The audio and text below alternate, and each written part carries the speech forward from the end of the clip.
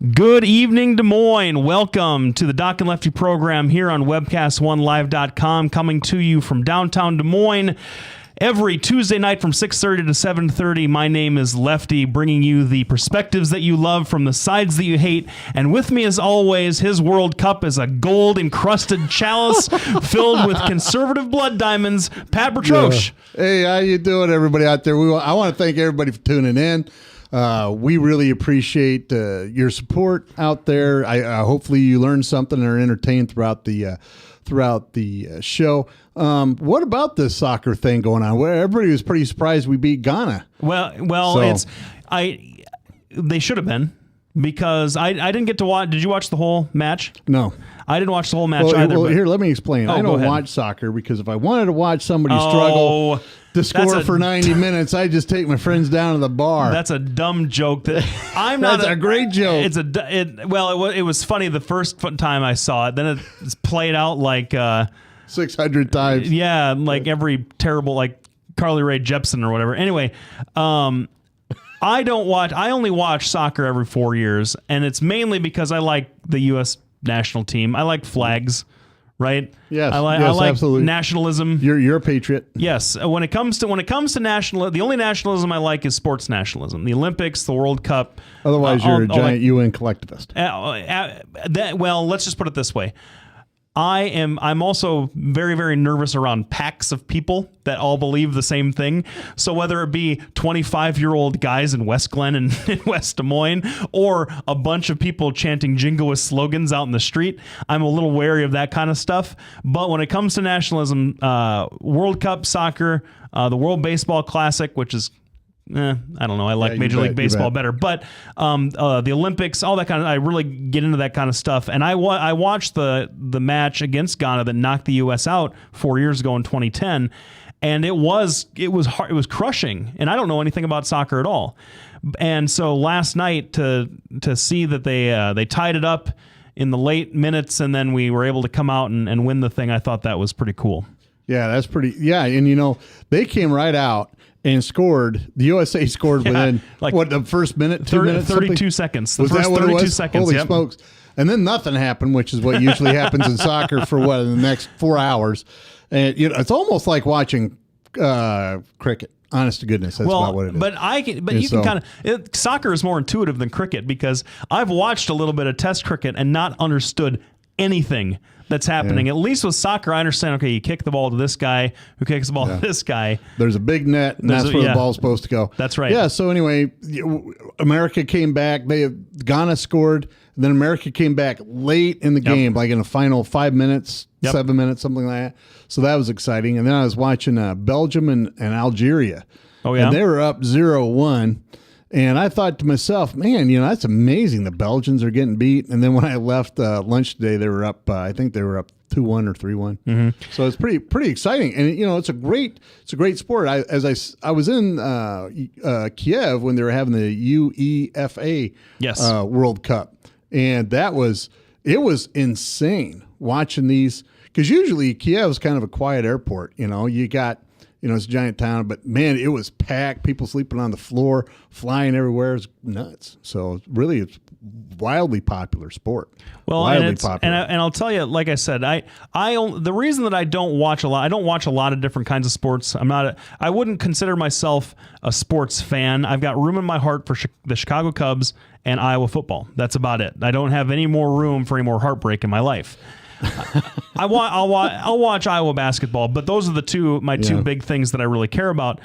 But being a baseball guy, especially in the modern era where nothing happens for 4 hours in a baseball game for the most part, not anymore. Soccer does appeal to me to a certain degree, because what I really enjoy, especially about baseball, in a pitcher's duel where it's 1-1 or 2-1 or something, and the tension is building throughout the game.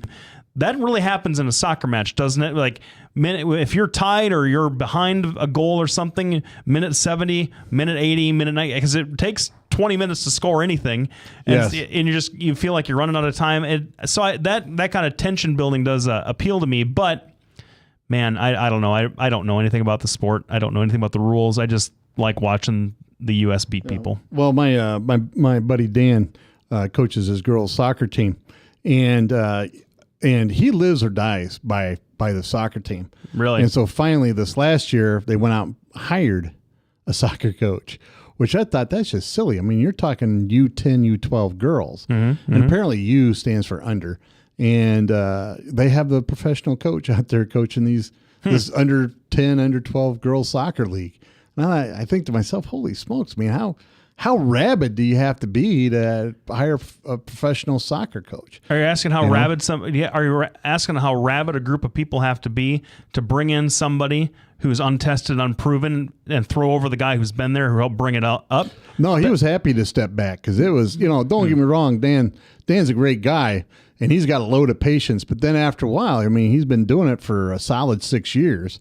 And, at some point you go, man, I need a break. Well, no, I understand that. You just blew my segue because I was going to segue from that into the district, the Virginians throwing out Eric Cantor, which we announced on this show last week. Yes, absolutely. They had the guy that had been representing them forever, 14 years or whatever it was, and they tossed him out on his ear to bring in a completely untested, untried college professor. Surprises me. I guess we're going to retire some of those anti-intellectualist slams that we say for our Republican friends every now and again. They bringing in this college professor to probably win a pretty safe Republican seat. Well, and that's true. Now I just got to say something because Lefty admits that every once in a while Republicans are called anti-intellectuals. I'm just going to relate a story that happened nearly 20 years ago. I'm talking to we're going to leave the names out. But I was talking to one of these left-wing liberal elitist educational person, and they were sitting around with all their friends talking about how big of an idiot any Republican is. And they were trying to, Bush didn't write some book and somebody else didn't write another book, and Reagan, he was just an actor and all this. And I finally asked, because we were watching a football game, I was just trying to watch the game. Finally asked, well, how do you define an intellectual? Well, they said you had to have an advanced degree, you had to have written a book, you had to have written some articles, you had to have done some scholarly, research, stuff like that. And so I said, well, who in here has done this? And of course, the one gal said, well, I'm working on my PhD. I said, but the rest of you haven't? No. So then at that point, I then informed them that I was the only intellectual by their definition in the room.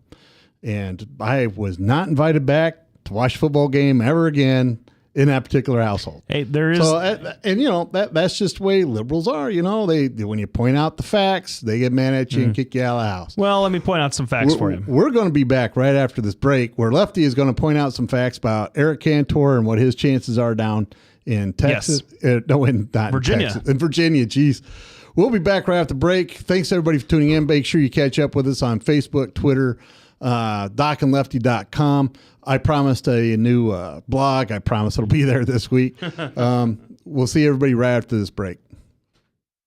All across America, there are countless numbers of people struggling with addiction and other life-controlling issues. Probably someone you know and love. There is a way out. There is hope. Transformations Treatment Center in Delray Beach, Florida, has a unique approach to substance abuse treatment. Call now and ask about our Guaranteed Success program or log on to transformationstreatment.com. Transformations. Change your life. Change your relationships. Transform your world. Whether you're 10, 25, 50, 80 years old and beyond, everyone needs to live within their means. I'm Tom Coates with Consumer Credit of America. For almost a quarter of a century, we've helped people of all ages learn to manage their personal finances to benefit them far into the future. When problems arise, we've got the experience you need to make those debt problems go away. Got financial problems? Call Consumer Credit of America. From the RE/MAX Real Estate Concept Studios, this is Webcast One Live.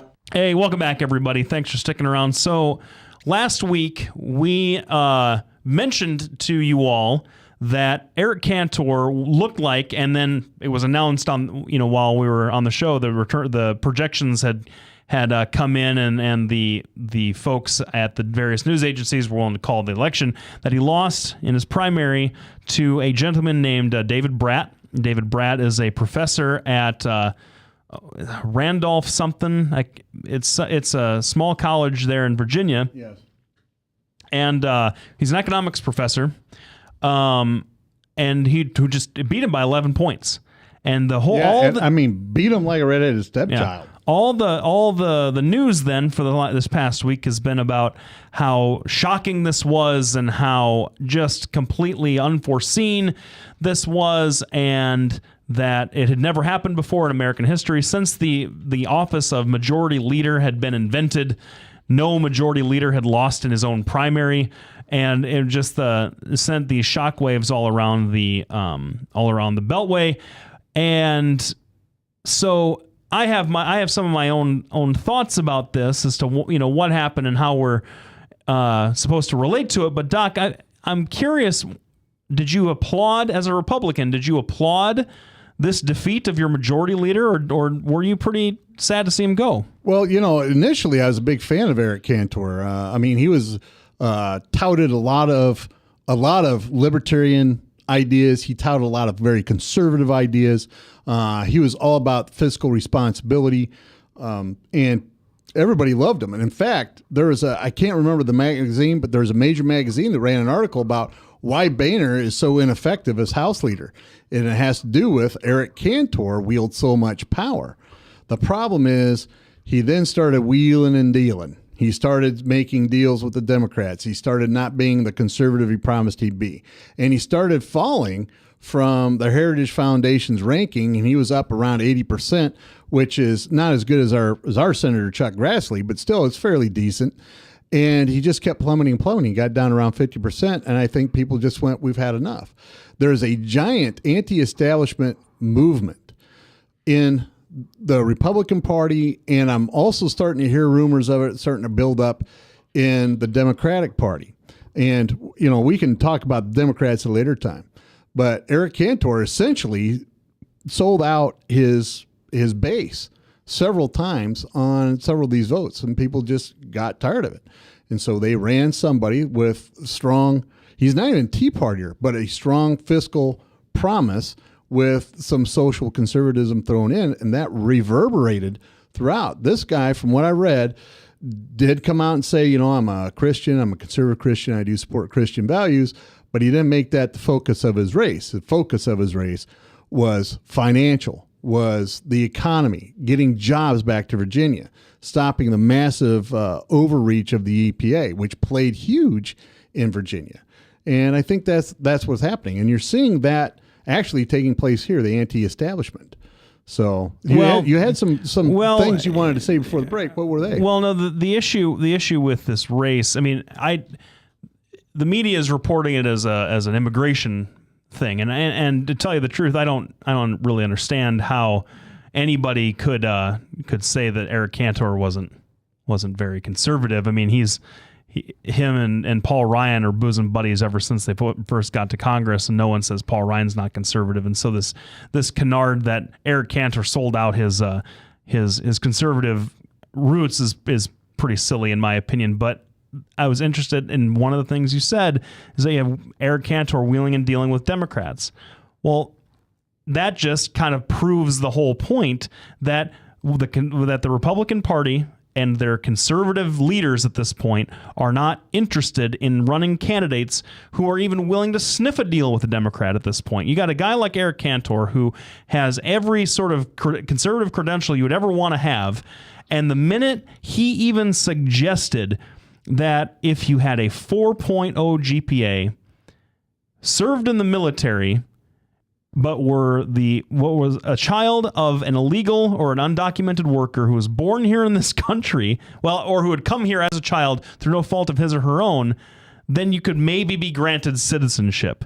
And that anti-immigration stuff is really the central of this Brat Guy's campaign. Mm-hmm. And you wonder, so nothing is on the table. So nothing is on the table for Republicans if it's not done exactly their way to the dotted I cross T. They're going to hold their breath. They're going to plug their nose, close their eyes, take their ball, and try and walk home without falling on their faces. And I think that this is even though Eric Cantor is not, I'm no fan of his and I'm no fan of his politics, if that's if someone like him can get tossed out, then I think that the Republican Party, that just doesn't show the strength of the conservative movement. That shows once again how schizophrenic the Republican Party actually is. Well, and we talk about schizophrenic, and that's really not what he means, because he's talking to psychiatrists. Yeah. But he's talking about the giant schism that exists. And, the problem is what happened is the Republicans can't seem to come up with something that's reasonable. Let's just take amnesty, right? The problem is the entire mess that we have today regarding illegal immigration was signed by Reagan and Grassley back in 1985 or 86. 1986, I in think. 1986. That entire mess that we're dealing with today started there with Republicans. If they would have, and it started again with amnesty, they were granted amnesty. Now, as an interesting aside, there is a person I work with that has a green card who, when they told him he was allowed to vote, he went and voted Republican because he said, well, they helped me. So, there's a lot of different things. How that worm is turned, though. Yeah, and it's one of these things where you stop and you go, well, hold on. You have to come back with something that's reasonable. It's not just amnesty or nothing. There's a middle ground. There's a middle ground where we can increase all kinds of stuff. And we've had that discussion before. And so we'll refer you to YouTube where we have our channel, and you can pick up that conversation there.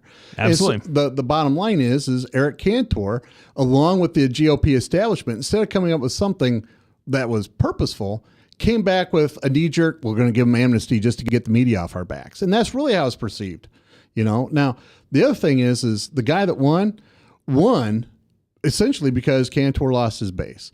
The guy lost touch, became arrogant. Yep. And lost his base. And I think that was one of the things that was interesting in this first few days. Everybody, that Rachel Maddow on her show talked about how everyone was so shocked they missed the point. They kept saying that it's because of illegal immigration, because that really was what he hammered Cantor about constantly and consistently, accusing him of wanting amnesty and all the rest of that stuff. And everybody reported it that way, even though Lindsey Graham won his primary handily, and he's been a big supporter of every kind of pro-immigration reform position known to man. The interesting thing, though, is that, Cantor the rumor is that he hired a pollster who predicted that he would win his primary election by 32 points. 32. This guy... That's a 44-point swing that he lost. I can't even talk about it. That's how shocking it is. Yeah, absolutely. Now, we're going to be back right after this break. We want to thank everybody for tuning in. We want to thank Des Moines Anesthesia for supporting our show, along with Brad Zahn, because Brad's in a heck of a fight for the nomination process. That's going on tonight. Right now, isn't it? I thought it's the 21st. It's Saturday. Okay. So anyway, that's a big deal. Anyway, we want to thank our sponsors. We'll be back right after this break. Thanks for listening. Doc and Lefty, we're here every Tuesday at 6:30, 7:30 p.m. On the whole, I think Washington, D.C. is a terrible place. It's hot, it's humid, kind of smells, and it's totally lacking individuals who know how to create jobs and live within their means. Hi, I'm Brad Zahn, and I approve this message. And I'm running for Congress because we owe it to future Iowans to fix the mess that was created in Washington, D.C. I've had real experience creating jobs, cutting taxes, and balancing budgets while mayor and in the state senate. If you trust me to represent you, I promise I'll go to Washington, D.C. and do the right thing, and come home every Sunday to spend time with my wife, my kids, and my neighbors here in Iowa. We cannot leave this country in worse shape than we found it. I will not pass this debt on to my children or yours. I will go to Washington, D.C. and tell them enough is enough. Standing together is the only way we're going to get Washington, D.C. to listen, and I hope you'll join me in this fight. Brad Zahn for United States Congress. Hey, welcome back, everybody. Thanks for sticking around. So, I know one of the things that really has you kind of hopped back up that we almost got into a fist fight over last week in the street as we were leaving the show is the news that broke late last week that Mosul fell to the ISIS. Yes. ISIS, right? Or, it's the offshoot of Al Qaeda. It stands for Islamist and Islamabad, or something like Syria, Iraq, and the Levant, or something like that. Anyway, Mosul fell, then Tikrit fell, and they're marching towards Baghdad. that. And Al Farad. Something along those lines, and so naturally, the neocons and all the folks in the woodwork that got it so right. Man, were they right about going into Iraq in the first place back in 2003. I thank my lucky stars that we had so many great and powerful thinkers and minds that got us into that mess in the first place. I really do appreciate it. They're all out beating their chests again, getting another go around on the political merry-go-round, saying that we need to go back into Iraq and stop this civil war that has broken out once again. Who's saying that? Everybody's saying that. You got John McCain saying that. You got Wolfowitz saying that. You got Cheney saying that. You got Rumsfeld saying that. Everybody.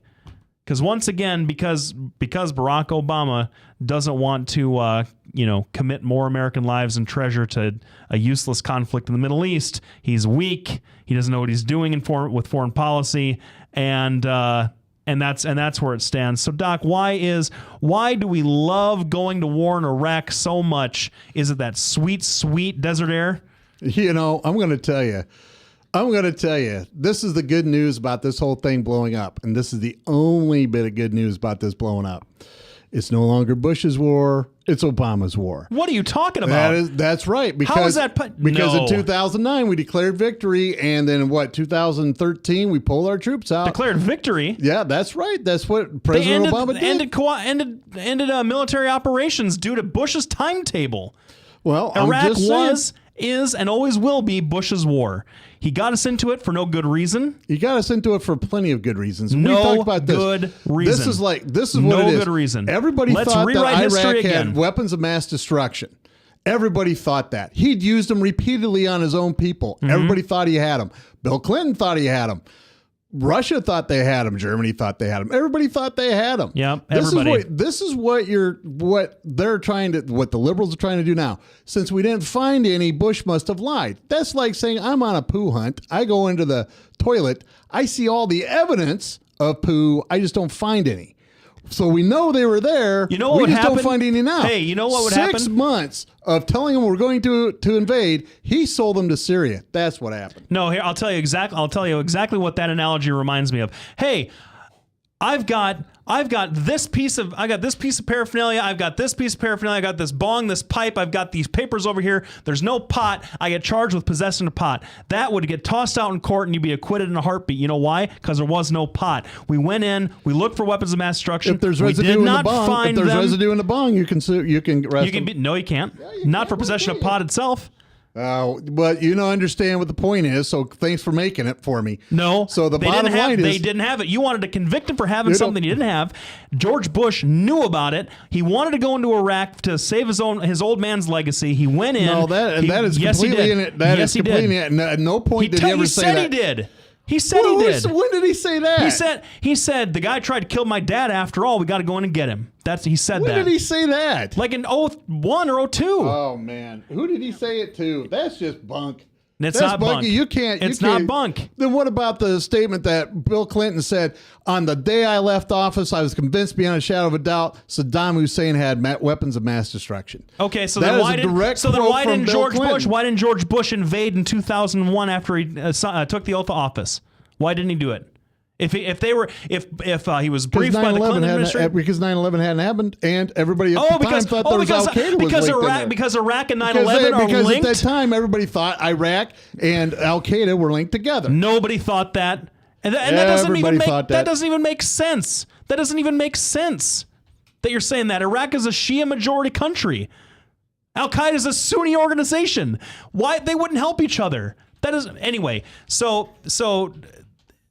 To call this Obama's war now is absolutely ridiculous. Because we're already out. It's officially over. It's absolutely we officially won. Okay. Everything else we're out. So now we're going to go back. So every international observer. So the one guy who said, "Geez, we shouldn't go in," Barack Obama is now going to be sending troops back. Well, he hasn't committed to that. Anyway, he has. He's already sent 275 troops.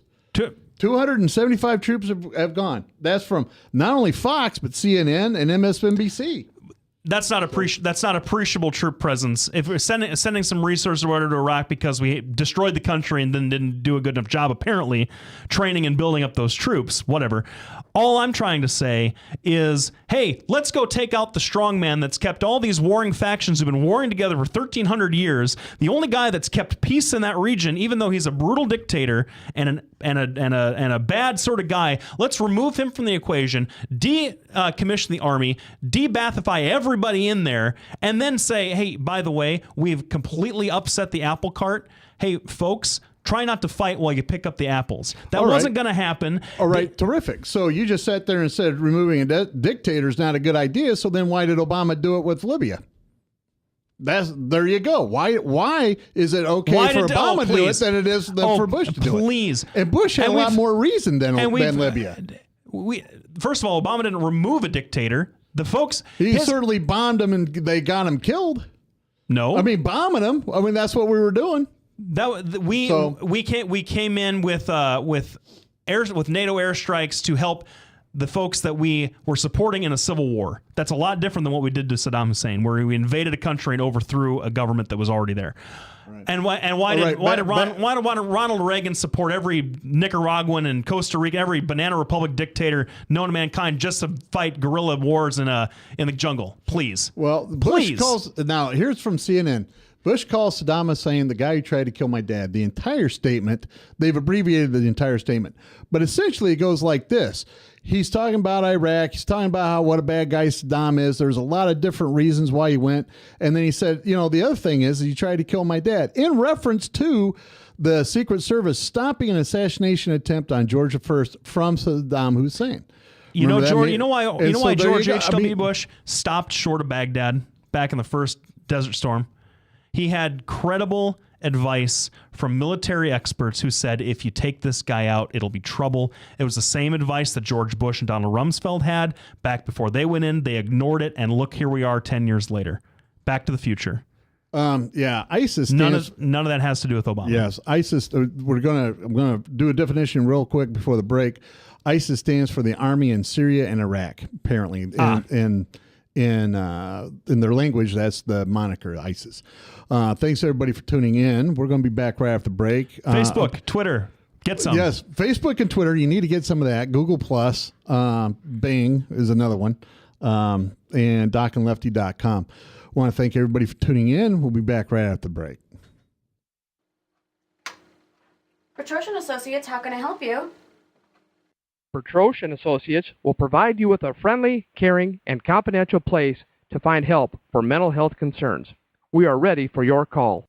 Our doctor, Dr. J. Patrick Petrosh, provides a full range of psychiatric services for children, adolescents, and adults in a forthright and informative manner while maintaining a casual, comfortable, and relaxed atmosphere. Hey, what's wrong? Logan wants Let's Rock Elmo for his birthday, but since Steve lost his job, I don't think we can afford it. What did you do for money last year when you and John were struggling to make ends meet? My secret? I went to Me and Mommy to Be. We sold all of Megan and Ryan's clothes and toys there. They give back the highest percentage on their items in the area, and it was so easy. Megan's clothes? She's 15. Yes, they can sign newborn through trendy teens. We're not struggling now, but I'm going to keep saving and making money at Me and Mommy to Be. From the RE/MAX Real Estate Concept Studios, this is Webcast 1 Live. Hey, welcome back, everybody. Thanks for sticking around to listen to me hand Dr. Petrosh his walking papers on the Iraq thing. We're going to move on to the next thing that he wanted to talk about. You said to me before we got on the air today that there was some interesting things that you were predicting for the convention here in the 3rd District. And you know that we like to bring you the local stuff as much as we possibly can. There are a few guys out there that are really committed to it. I know that Ed Fallon is really committed to the local, bringing you local current events and things, but we feel like we're trying to occupy that space in a little bit different way. So what are you hearing about the convention coming up this end of this week? Well, there's all kinds of drama related to the 3rd District Convention. All kinds. Honest to goodness. It's better than one of those Spanish telenovelas, all right? And I mean, you have all kinds of players. You got backstabbing. You got dark backroom deals. Attractive ladies? No. Not as many just attractive Brad's ladies. wife, who's a flaming hottie. So, but in fairness to everybody else's wife, I haven't met him. All right, but you know, Dee Dee is very cute. So she would have to be the female lead on this. She'd be the good looking one. Yeah. So and then essentially, like we said last week, it's just like it's like a cage match in wrestling. It is no holds barred. Everybody's going to do whatever. There's a lot of things going out. One of the funny things is they're comparing how candidates are treating the delegates. And Monty Shaw says, well, I'm going to provide Wi-Fi for you and a couple of just nice things. And Brad Zahn, being Brad Zahn, says, I want to make myself available. You ask me whatever question is, I'll answer it as honestly as possible. One of the things that I remember Senator Grassley saying a long time ago when I worked for him, don't ever be afraid of your constituency. Even the people that didn't vote for you are your constituency, and you must talk to them, and you must communicate with them. Brad's great at this, right? And so, you know, that's what's going on there. You have Bob Kramer making his moves. Of course, we had Joe Grandinette last week. Yep. He's doing his thing. Monty Shaw, who is supposed to be the conservative and the establishment choice, and that means Governor Branstad and Kim Reynolds, is the person that they want to win. Now, Governor Branstad has not come out and officially endorsed anybody. However, all you have to do is go to one of these things, and you'll see a lot of Governor Branstad workers and associates showing up with Monty Shaw stickers on their car, right? So that's the thing. That's one of the big things coming out, and it just made huge news. You know, it's on Facebook. People are writing to me saying, you know, what do you believe? How can this be happening? I'm just reporting what's going on. The other thing that's going on is the Tea Party, I believe, sent out a flyer about Monty Shaw listing everybody he's given donations to over the years. And he's given to Jack Hatch. He's given to Stacey Apple. He's given to Harry Reid. Hold off on that Harry Reid one. But there's an entire list of left-wing Democrats he's given money to. And that's all that says. It just sends it out, and I believe it's Tea Party. And he said it, everybody, all conservatives, including me, are getting mailers like this. You know, Brad is he's just going delegate to delegate. There's a story out, which I believe is credible, that a lady was taking groceries into her car, and Brad happened to stop by and said, I'll help you with your groceries. And so he takes them in and everything else, just asks if there's any questions. Do you want to talk to me? They chatted for a little bit and left. And I thought that was a pretty good story. But they're all scrambling. Every day there's something new. Monty Shaw's in trouble with the FEC because he took too much money. You know, yet they have limits, right? Now, here's a question for you, and I don't know if you can answer because I've been looking this up. Supreme Court said there's no more limits on what you can give, right? So are the FEC limits that they still have for national elections, are they then struck, or do you still have to follow those limits? Because it happened in the middle of the campaign, or do you just say, well, this is the way it's going to be for this election, the next election? Well, the thing is, there's no limit on what you can give under certain circumstances, I think. You know, the 501c4s are where you park your money if you want to give an awful lot of it. But I still think that there are limits of what candidates can take from individual donors, right? So, maybe that's wrong. You know what? I'll look into it. I don't know the answer. I wasn't prepared for that particular question. It's because, you know, the receiving of campaign money isn't necessarily free speech, I wouldn't think. So I don't know that would be covered under the Citizens United decision. Well, but that's what they said is, you know, money is free speech. Well, no, giving it. I mean, that's where you want to spend your money is indicative of your political speech. But I don't know that necessarily being the recipient of it would be speech on your own part, right? Yes. But that could be that's actually probably completely irrelevant to what we're talking about. I'm not so certain. I know that there are certain things that you used to not be able to do. You've heard Ed Fallon talk a lot about how you used to not be able to like have a dinner over a certain amount of money or whatever back in the day. It used to be this case. All right. This way, you know, 20, 30 years ago. You bet. Well, now the Republicans all showed up this morning at the Polk County Republicans of Iowa and gave their speech and their spiel, and it looks like a pretty good turnout down there this morning. the thing really is the establishment candidate, and of course, we all know Steve Deace is anti-establishment. Even if you're a staunch conservative Christian, if you're one of the establishment, you're not going to get his endorsement. So he's really going after everybody, creating a lot of drama. Mm-hmm. There's also a lot of drama going on as far as donors. These candidates are still out asking for money, but the donors are starting to dry up. Now, the trick is who can survive the best with their donors drying up? We all know it's Brad Zahn. With as well as he did, right? He got 25% of the vote, spending not even a third of the money the others did. Right. And so he's doing pretty well. But he also and here's a kind of a somewhat concerns me about our good friend Brad Zahn. He got a plurality of the votes, mainly in Polk County, in a super low turnout election. The turnout was historically low. Yeah, but keep in mind, Monty Shaw is the establishment candidate. He had people working for him.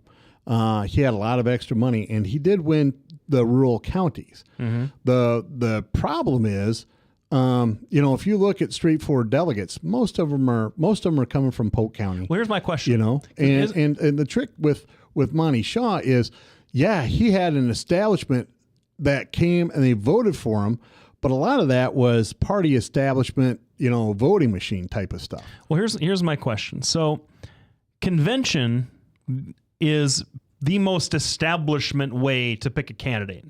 Would that be a fair statement? Yes. Because it's all the activists, it's all the people that are interested in Republican Party politics. It's all the folks that pull the strings behind the scenes. The Democrats have it too, so I'm not trying to cast aspersions, but convention is the most establishment way to pick a candidate. And I would think that a guy like Brad Zahn, who is billing himself as anti-establishment, is going to be kind of doing a little bit of fancy footwork to get some of those more moderate or more establishment people, if you follow what I'm saying, sure, than a guy like Monty Shaw would have to.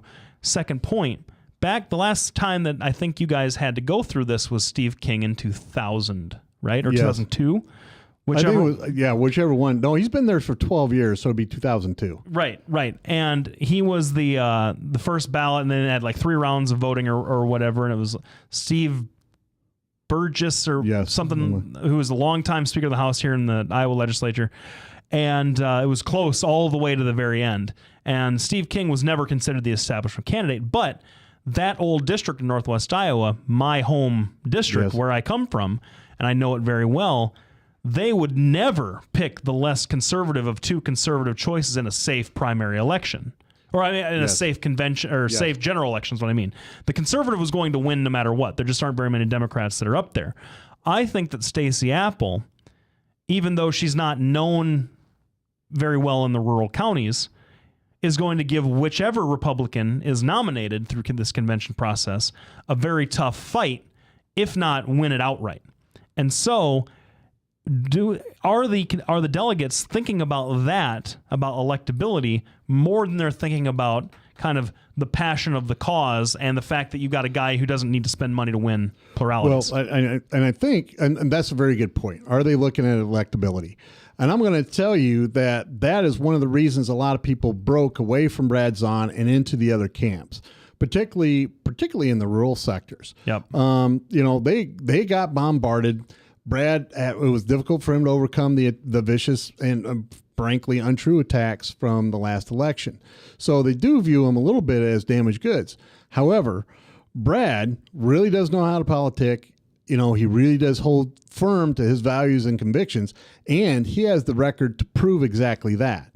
And I think a lot of people are looking at that going, do we want somebody who's untested and unproven, or do we want somebody that will uphold our values? And we know that he will. Mm-hmm. And I think that will weigh heavily on a lot of people's minds. We're going to take another break. We're going to be back right after it. Thanks everybody for tuning in. Don't forget to Facebook, Twitter, docandlefty.com, all kinds of stuff. We'll be back right after break. Thanks for tuning in. From the RE/MAX Real Estate Concept Studios, this is Webcast 1 Live. Get away from us, you mean old credit card. We don't have any more money. We're in trouble now. Save us! Help, somebody save us! Somebody help! Help! Save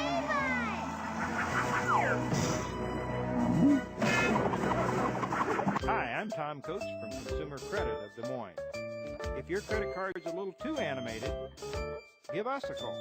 Hooray, we're saved! Consumer Credit, you're our hero! If Tom Coates from Consumer Credit of America was your personal webmaster, Tom would filter out all bad debt emails. If Tom was your mailman, you'd never get any debt reduction junk mail. If Tom Coates was a lineman, he'd block any phone calls offering to reduce your credit card debt. Hi, I'm Tom Coates with Consumer Credit of America, and we're still your best choice for credit counseling. We're local, we're accountable, and we can do more. You make the call when the time's right for you. When it comes to competition, there really is none for Consumer Credit of America. Hey, welcome back, everybody. So one of the items that made a little bit of news at the end of last week and is kind of being gone over and picked over is the president came out and made an announcement that he was going to use his executive power to expand access to the pay-as-you-earn program, which is a student loan program that people with student loan debt can get into, that caps their repayment obligations at 10% of their debt. And I believe 10% of their income. 10% of their income, disposable income. So after taxes and the rest of it. And I believe offers a 10-year forgiveness option if you're in public service, and I think a 20-year forgiveness option for everything else. So you pay your loans on time every single month for 20 years, and at the end of that, they will be forgiven, and that payment will go up or down as your income goes up or down. And a lot of folks think that that's at least a positive first step without action from Congress, since there's just nothing. Congress is not willing to do anything really on anything at this point. They got together and did what I think is the easiest thing not too long ago, the veterans bills. The veterans bills. I got that. That should have been done a long time ago. Yeah, but all the rest of this kind of legislation, just he's got to sign these orders because Congress doesn't want to do anything. And I don't know, I think it's as somebody that's got a lot of student debt myself, obviously I'm interested in this. It is something that it's a crushing weight for a lot of people, a lot of families out there, and addressing it is something that needs to be done. I think that we can both agree on that. Yes. Do you think this is the right strategy? I don't think this is the right strategy, because it's just like with the VA. I'm glad you mentioned that. It's a systems problem. It's not necessarily one thing, a stroke of pen isn't going to fix this. The truth of the matter is when you go into debt like Lefty has, or I have, you're essentially an indentured servant, and it really restricts your ability to go do anything. Yep.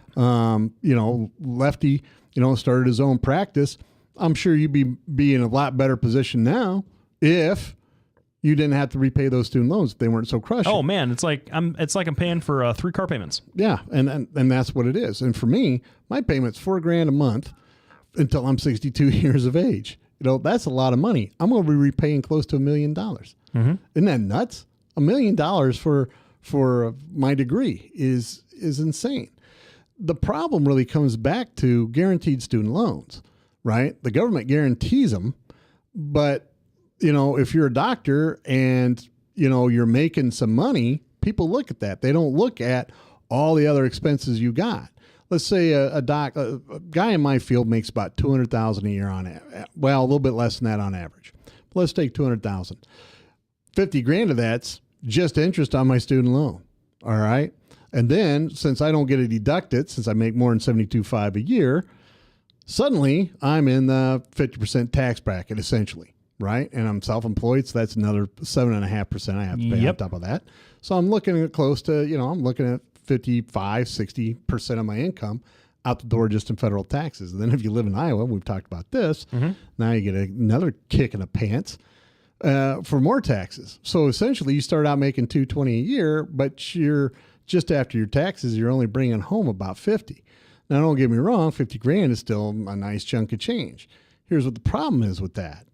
You have to still run your business. You still have to pay your medical malpractice. And most people in my profession pay about $24,000 a year in medical malpractice. It's an additional $2,000. So now you're just living on $24,000 a year. And, when you're repaying your loans, these loans would never get repaid because these kids are coming out now as doctors at $500,000. If they actually had to repay the loan based on 10% of their take home, you're talking somebody's only going to be paying $200, $300 a month. Yep. For the rest of their lives, and then in 20 years it's forgiven. Well, one, that's going to completely corrupt the system that we have in place now. The reason that we can offer these loans is because the money keeps flowing back in. It flows out, it flows back in, it flows out, it flows back in. What you're doing is stopping the inflow. So that's not going to work. It's not going to uphold the government is going to make system. $70 billion just on student loan interest this coming The year. government makes it, or the banks? $70 billion. So in other words, the government is overcharging us? It's so because my question is then, is it the banks making the $70 billion, or is it the government making $70 billion? Here's the issue. And I'm sure that everyone's getting a taste of it, right? But right now, a lot of folks are paying like 7.5%, because I got lucky and locked in my rates years ago at the 3.8 or whatever it is, which is allowing me to be able to live, and that's a big deal. And so one of the things that the Democrats try to do is get that interest rate down to like the 3.5 or 3.6 or whatever it is. I'm not sure off the top of my head. And of course, that was filibustered because we can't afford it. What the Republicans and senators are saying. Here's the point that I want to make about this whole thing. I mean, it shouldn't have ever gotten to this point in the first place, right? That's correct. And a college education, which is right now the number one socially mobilizing thing you can do for yourself. It's the best way to help yourself either get out of poverty or move into a more comfortable area of the middle class, or provide a more stable income and life for your family into the future. It is the best way to do it right now. We don't have a manufacturing sector that can provide that kind of job security anymore. We've moved into a service-based economy that's more fleeting, a lot less income flowing in from those kind of jobs. A college education is really the best thing you can do to help yourself become more financially mobile and move up the income scale. Absolutely. However, it is now becoming so expensive to go to college that people are becoming more and more discouraged from doing that, where they are electing to stay where they are rather than do the one thing that can help them the most. And so what you're seeing, just like every other way that capital flows through this system, the wealthy folks are getting educated to become even more wealthy, and the poor folks are either becoming educated and taking on a whole lot of student loan debt they're going to have to pay back, and so therefore not becoming as wealthy, or skipping it altogether and choosing not to become as wealthy as they possibly could be. Yes. It used to be. We're gonna get right. We're gonna finish up next segment with student loans, and then move on to something else. We're going to be back right after the break. Thanks everybody for tuning in. You're listening to Doc and Lefty on webcast1live.com every Tuesday from 6:30 to 7:30 p.m. Don't forget to check us out on Twitter, Facebook, docandlefty.com, along with Bing, and what is the other one? Google+. We'll be back right after the break. Thanks everybody for tuning in. On the whole, I think Washington, D.C. is a terrible place. It's hot, it's humid, kind of smells, and it's totally lacking individuals who know how to create jobs and live within their means. Hi, I'm Brad Zahn, and I approve this message. And I'm running for Congress because we owe it to future Iowans to fix the mess that was created in Washington, D.C. I've had real experience creating jobs, cutting taxes, and balancing budgets while mayor and in the state senate. If you trust me to represent you, I promise I'll go to Washington, D.C. and do the right thing, and come home every Sunday to spend time with my wife, my kids, and my neighbors here in Iowa. We cannot leave this country in worse shape than we found it. I will not pass this debt on to my children or yours. I will go to Washington, D.C. and tell them enough is enough. Standing together is the only way we're going to get Washington, D.C. to listen, and I hope you'll join me in this fight. Brad Zahn for United States Congress. Hey, welcome back, everybody. So to kind of keep going on with this student loan thing, before we get to that, we would certainly want to thank our sponsors, Des Moines Anesthesiologists. Got a couple of offices, one here in Des Moines, one in Fort Dodge. They do a great job making sure that the pain and trauma of surgery is something that you don't have to deal with, and that is something that we definitely do appreciate from them and the service they provide to the community. But to kind of put a wrap on this student loan issue, We used to think in this country that advanced education was a public good that was provided to the public because it was the right thing to do. And over the years, it has become the plaything of the elite, the plaything of the wealthy, as a tool to keep more of the wealth for themselves and stratify the classes even more so than they already are. All right. Do we have a phone call? All right. Let's welcome our caller, because Lefty just avoided himself a very verbal beatdown. Oh, the back of your head looks so great. Isn't it much awesome? better than my face, apparently. So, hello, you're on Doc and Lefty. Is this my brother Joe? Hey, this is your brother Joe. Hey, Joe, how's it going? We were excited. Yeah, well, I assume you don't mind if I give Lefty a verbal beatdown. No, he enjoys it. I have a real issue with your scenario where the rich pay and then the poor pay. I think having 3 sons in college, I would simply say I think basically the rich, I would agree, they can pay it. My oldest son went to Washington University at $50,000 a year. It was needs-based, and so we had to pay the $50,000 for him. Secondly, however, the poor kids, none of them paid, because the definition at most colleges, if you make over $60,000, then you are considered ineligible for scholarships on a need-based basis. And as you guys know, $60,000 a year doesn't make you a rich person. And so at both Luther College, where my middle son went, and WashU, where my oldest son went, if you were rich, you got paid and taken care of. If you were poor, you got all sorts of scholarships available to you. But guess what? It was a middle class that got nailed. And Pat has heard this before, but I think my wife and I are probably the poorest rich people we know. And it doesn't quite work the way Lefty says it works. I think it's, again, a middle class squeeze, not the rich or the poor. All right. Well, that's a pretty good point, because that's really what in general our society is. The rich, and especially now with healthcare, the rich are always going to get their healthcare. The poor are going to be able to get their healthcare. It's the people in the middle that are getting squeezed. So, Joe, what you're saying is that that college is serving to, or that a lot of the issues with the college right now is widening the gap between the rich and the middle class. Am I hearing you right? I didn't hear a lot of what you said. Absolutely, because then it sounds like we agree, buddy. Can afford it. Yeah, well, that's what I'm saying. But you were referencing the poor is the gap between the poor and the rich is getting bigger. Well, it is insofar as education is concerned, and it is just the opposite. I think the poor have just as much access to the universities. I tell you, if you go online and look at University of Iowa, the number of poor students that get in are almost for free versus the middle-class students, you will see that middle class, most of those parents have to take out 100% student loans for their kids, and the kids get to go for free, the poor kids. Well, but student loan's not going for free. You got to pay that back, right? Yeah, the middle class are borrowing it, not the poor. Yeah, and poor kids aren't having to borrow the money. They're getting scholarships. Well, why can't the middle class get scholarships?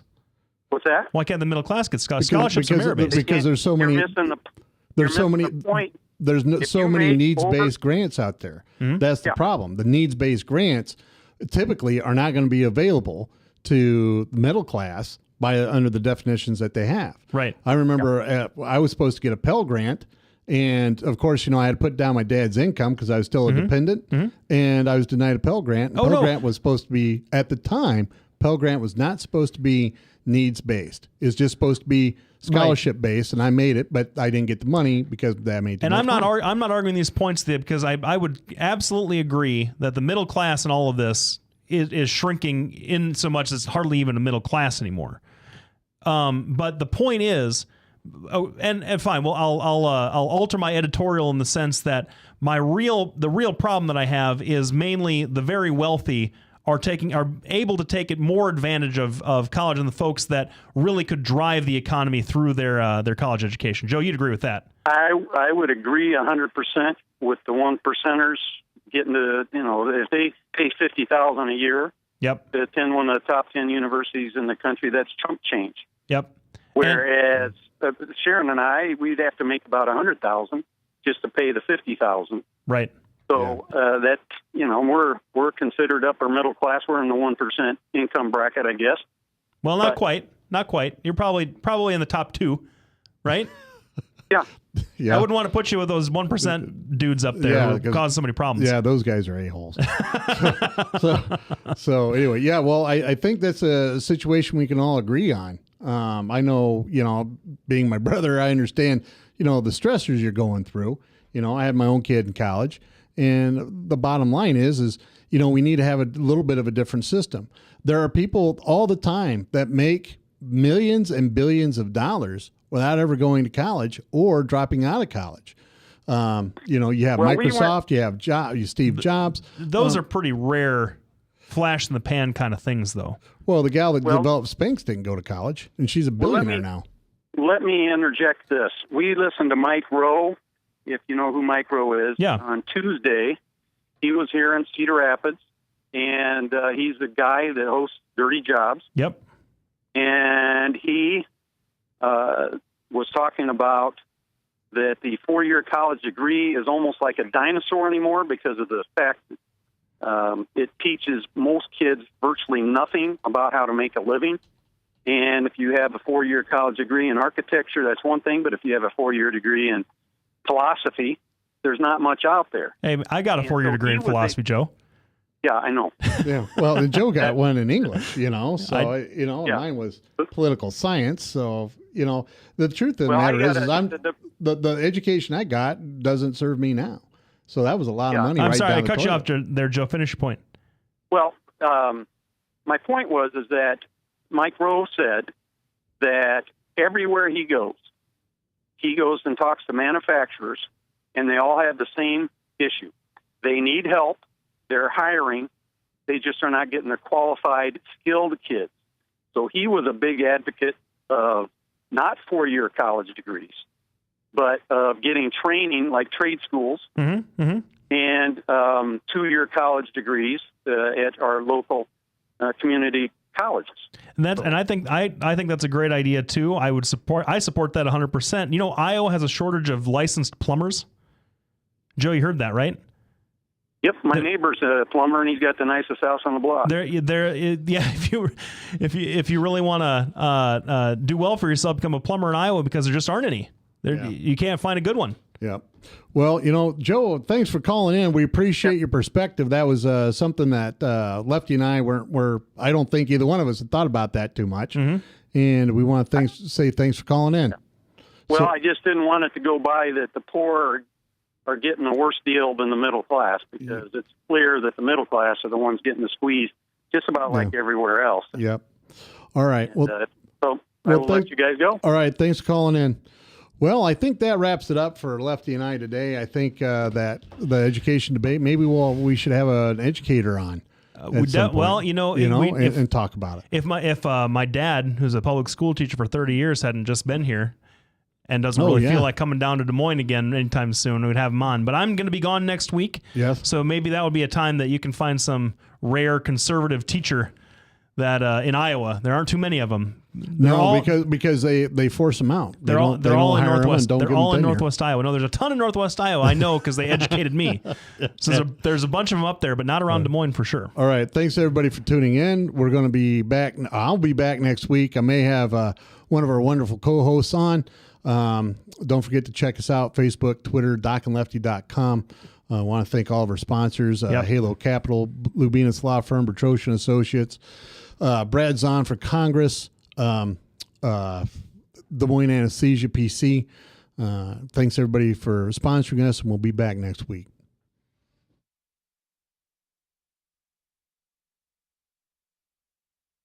Hi, I'm Representative Tom Shaw, and I love these guys. Both of them.